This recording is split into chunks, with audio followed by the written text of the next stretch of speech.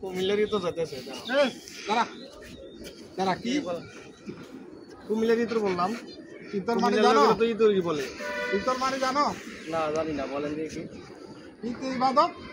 রতে তরিকত রতে রহমত তাহলে কি হলো তরিকত রহমত হলো না তো তুমি তো বলতে পারো না এই জন্য তো তুমি ইতর বলতে ইতর মানে তোমরা মনে হচ্ছে খারাপ আসলে এটা খারাপ না এটা একটু সুন্দর একটা বাক্য তাহলে ইবাদত তরিকত রহমত কত সুন্দর বাক্য আর তোমরা এটাকে নেগেটিভ নিচ্ছ ভবিষ্যতে এরকম কথা আর বলবা না কিন্তু মনে থাকবে কুমিল্লার লোকেরা কি বলে তাহলে কুমিল্লার ব্যাপারে ইতর বলতেছো ইতরের মধ্যে যে সুন্দর একটা বাক্য লুকিয়ে আছে তুমি কিন্তু জানো না আজকে তোমার এটা জানা দিলাম বুঝছো তাহলে ইতে ইবাদত ততে তরিকত রতে রহমত তাইলে ইবাদত তরিকত রহমত মনে থাকবে ভবিষ্যতে কুমিল্লার লোক দেখলে কিন্তু সম্মান করবা ইতর বলতে পারবা না ঠিক আছে